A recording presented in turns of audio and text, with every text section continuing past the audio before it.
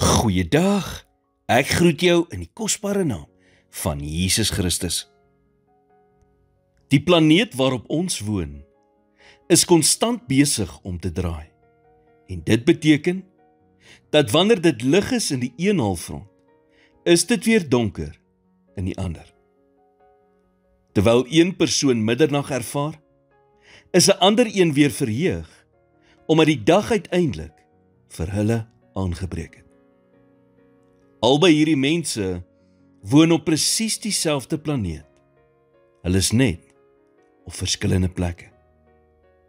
So wanneer jy 'n nag of donker ervaring in jou lewe het, byt vas.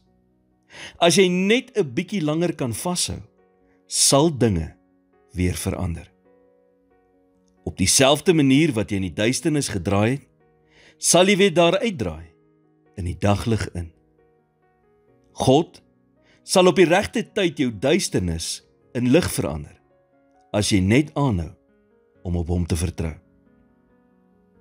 Wanneer ons egter deur 'n donker tyd gaan, voel dit gewoonlik asof ons nooit aan die ander kant gaan uitkom nie. Maar jy sal, want God sal nie toelaat dat ons bo ons kragte versoek word nie. Een van Abraham Lincoln se gunsteling sêdinge was, "And this too shall pass." Maak nie saak wat jou omstandighede op hierdie oomblik is nie. Dit is tydelik. Geen probleem kom om in jou lewe te bly nie. Probleme kom en gaan. En selfs al het jy 'n probleem wat jou hele lewe lank duur, is dit nog steeds tydelik in die lig van die ewigheid.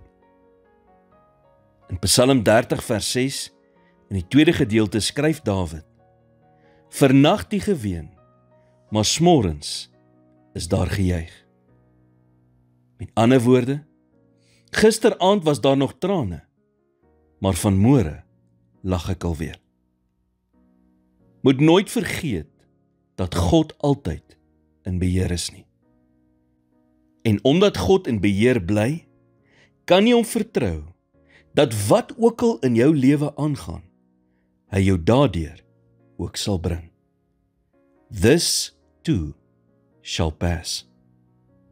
Here, dankie dat U my daarin herinner, dat selfs die moeilikste tye tydelik is, en dat U liefde en krag altyd by my is. Help my om op U plan te vertrou, selfs wanneer ek nie verstaan nie, en om vrede te vind in die wete dat U in beheer is. In Jesus naam bid ek dit. Amen.